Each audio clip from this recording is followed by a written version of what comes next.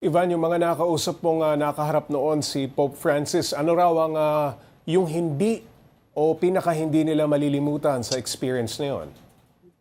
Pops Jay, no, kanina nga habang kinukwento nila sa akin yung kanilang experience ng nakasalubilo nila, nakasama nila.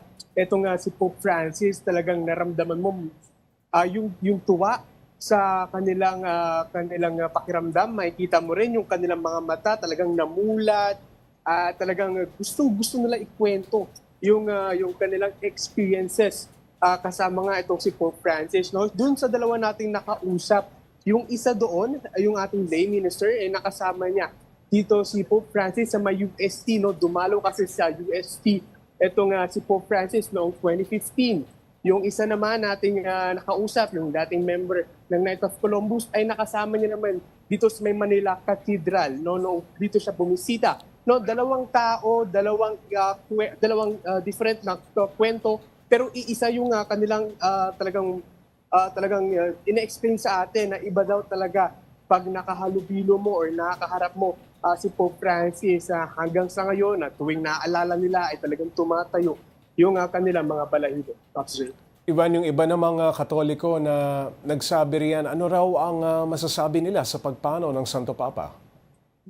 Pops J, marami sa mga Katolikong nakausap natin na talagang nalungkot sa dito nga sa pagkamatay ni Pope Francis, no? Talagang yung ramdam mo yung kanilang kalungkutan dahil parang sa kanila talagang lolo yung kanilang tingin dito nga kay Pope Francis, no? Kaya nga tinawag talaga siyang Lolo Kiko ng karamihan ng mga Pilipino, no? Dahil isa nga rin talaga daw sa talagang paborito niyang bansa yung Pilipinas. No, Pops J, kaya naman yung iba talagang nakausap nating mga nakausap nating mga nagsimba dito, nalungkot.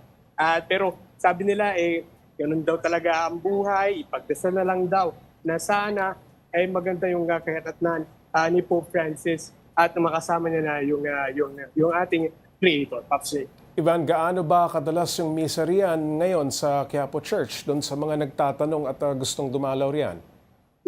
Pops J, tuloy-tuloy yung kanilang hourly mass dito sa Quiapo Church. No? Simula 5 a.m. hanggang 12 noon. Pagdating ng 12 noon, magkakaroon sila ng break at babalik yan ng 3 p.m. No? Pagdating ng 3 p.m., tuloy-tuloy yan hanggang 5 p.m. naman. No? So, yung misa, Pops J, tuloy-tuloy yung misa dito, pero base nga dun sa ating mga napakinggan na misa, no, talagang may mga parte ng misa dito sa Quiapo na binago nila, minold nila, na isinama sa panalangin itong yumaong leader ng Katolisismo dito sa buong mundo. No? Sinama nila yan doon sa panalangin bayan na, quote, sinabi nila naway makamta ng walang hanggang kaligtasan at tumanggap ng makalangit na gantimpala. Pops J. Alright, maraming salamat. Mobile Journal Ivan Taring.